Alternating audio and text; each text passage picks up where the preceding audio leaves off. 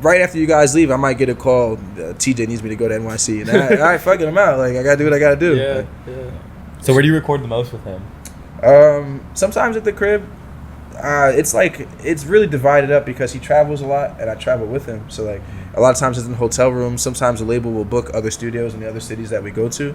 But so it's it's just a balance. I'm always ready. You feel me? I always got that thing on me. Like I like to say, you know what I mean? Laptop, hard drive, mic. Bro, you want me to plug in on the street corner right here? We out. Let's get it.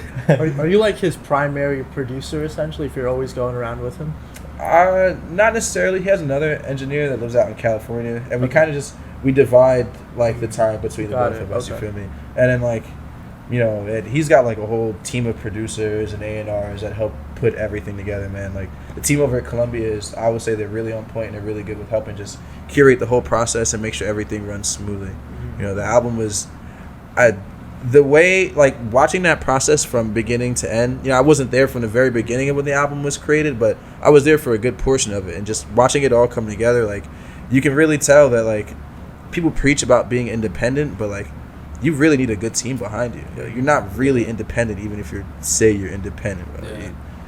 Talking about the album, you mentioned his shooting, which happened, I think, last fall. Mm-hmm. It was absolutely tragic. He got shot 7 times in New Jersey. And do you think that had a big impact on this album, and if so, how? Because I know listening through it, you hear so many references to it, entire songs dedicated to it. Like, it's like a whole nother level of inspiration. There's only X amount of people in the world that could say, they've been shot. I don't think anybody in their right mind would say that they want to know what that feels like. But what he did with this album was a great job of just portraying that moment and just explaining to you how he's recovered, and like from the song June 22nd, where he literally explains the whole day before and after, all the way down to like thought I wasn't the one. I'm drawing a blank. I'm a little drunk. I had a couple beers. I'm pretty sure that's the name of the song, but like it's just you can hear him going through it, and you hear the evolution of him just growing up and maturing as a person. Yeah. So it's cool to just be a part of that and experience it firsthand. His voice just lends itself so well to that kind of song, also that kind of storytelling with how melodic he is.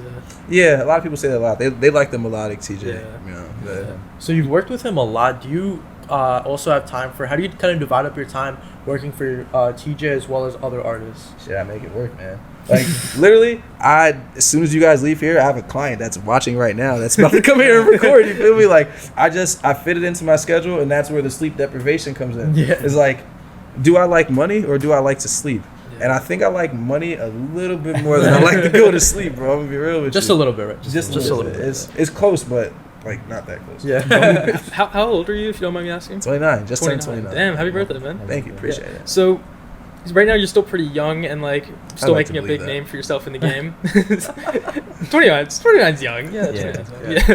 No, but so right now you have that grind mentality. You wake up, you grind all day, you're ready to go whenever you need to. Right. Will there be a certain time you think where you have to take that step back and think, okay, I know somebody's asking me to book studio time right now, but I need to take this time for myself. At what point do you think you'll ever notice that and acknowledge you need to take a step away? My body will tell me.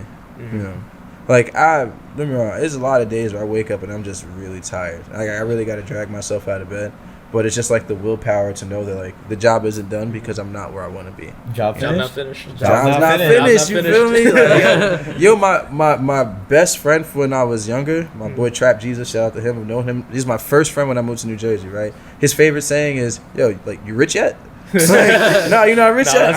Get to work, bro. Job's not finished. You got 222 up there. What's your favorite track on the album? Oh, Nobody. I was singing it the whole time you guys were setting up, right? I was playing the album while you guys were plugging it.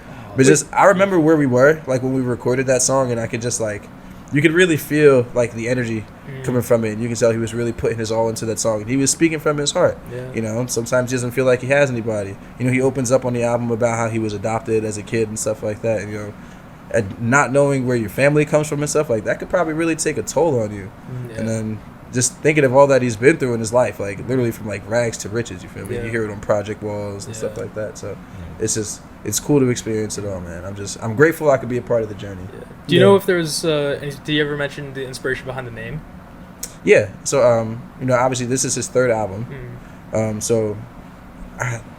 What was the first album called? It was like Born to Win, and like Born to Win was the first one, I think. Let me pull it up because I don't want to be inaccurate. Like, what if he watches this and he's like, damn, I thought we was homies. Like, it was like Born to Win and then like Destined to Greatness or something. Yeah, Destined like to Win, True to Myself. Oh, they're all you go. twos. Yeah, they're all twos. Right, so it's all twos, right? Oh, So he's saying also the last thing he saw as he was being airlifted to the hospital was the number 222. So that being like 2 for the first 2 albums and this being the third one, that's where you get the 222 from. Like, it's just the number has a lot of significance for him. And, you know, if anybody that studies numerology, you know, they know like the meaning of the number 222 and what it brings to you. So, you know, it's kind of like a sacred thing for him almost. Wow. What does it bring to you? 222? It's just like, I kind of look up the explanation. I'm not like too fond, but like, it's basically like if you're into like the spirituality of it all, like your angels are telling you like, yo, you're gonna be okay. Like, you're headed in the right direction. Like, keep doing what you're doing. You know,